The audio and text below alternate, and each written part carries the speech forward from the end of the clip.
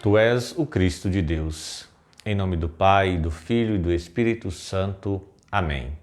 Que a graça e a paz de nosso Senhor Jesus Cristo estejam com todos vocês e com vossas famílias. Deus os abençoe. Vamos meditar a palavra de Deus e fortalecer os nossos vínculos fraternos de irmãos na fé. Irmãos e irmãs caríssimos, as leituras da liturgia de hoje nos convidam a refletir sobre a nossa existência e sobre o sentido da nossa fé.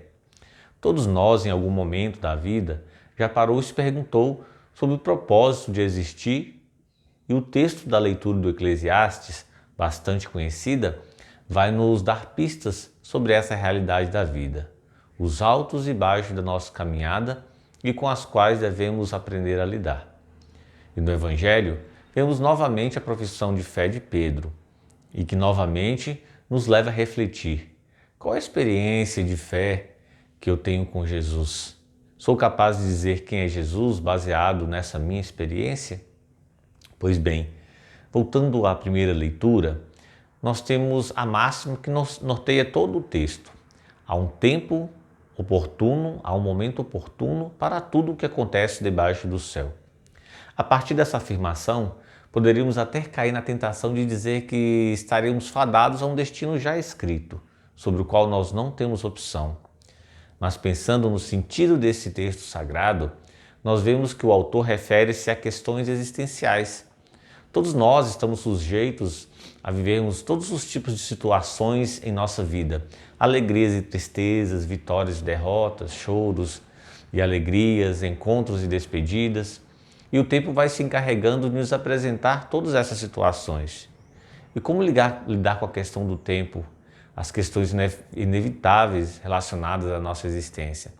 Para aquele que crê, é viver em Cristo, é viver com Cristo e viver para Cristo. Se não depositarmos nossa esperança nele, poderemos perceber nossa vida vazia de sentido e colecionarmos frustrações. Obviamente que frustrações nos ajudam a amadurecer, mas isso quando estamos amparados no substrato da nossa fé. Vejam a situação pela qual estamos passando e vejam o que o texto diz: tempo para abraçar e tempo para se apartar. Ou seja, vamos reaprendendo a conviver de um modo novo, alimentando nossos relacionamentos de modos criativos e mantendo a esperança que em outro momento possamos viver essas realidades de um modo saudável e de um modo seguro. O texto do Evangelho de Lucas nos mostra a profissão de fé de Pedro. A fama de Jesus já se espalhava por toda a região, despertando interesse em alguns e a desconfiança em outros. Aqueles que se fazem mais próximos de Jesus certamente o veem de maneira mais clara, mas ainda não plena. E por isso mesmo Jesus pede que mantenham para si a afirmação de quem ele realmente é. Nos evangelhos de Mateus e Marcos, a questão tem um desdobramento. Quando Jesus afirma ser o Filho de Deus, mas que deveria sofrer e morrer, Pedro não admite tal realidade, pois ainda vê a realidade do reino de Deus de forma limitada. E então Jesus pede que se coloque no seu lugar e não queira interferir no projeto de Deus. Afinal, há um tempo para tudo. Nossa experiência de fé deve ser pessoal, mas dentro da comunidade.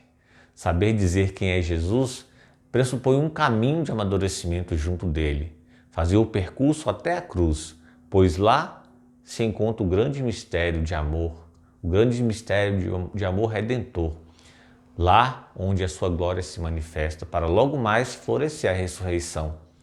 Jesus não se furtou de viver todas as realidades que a sua condição humana lhe apresentava, ao nascer, ao morrer.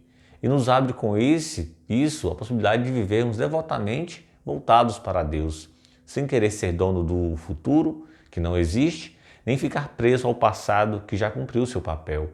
O presente é o dom de Deus que temos e nele devemos fazer a sua vontade e vivermos melhor, da melhor maneira possível.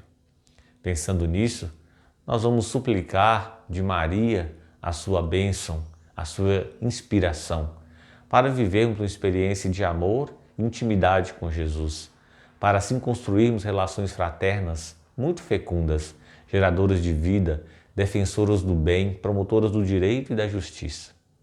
E assim, irmão, Nós vamos ficando por aqui. Permaneçam na graça e na paz de nosso Senhor Jesus Cristo. Tenham um fim de semana muito abençoado e até o nosso próximo encontro. E não se esqueçam de curtir e compartilhar as nossas redes sociais.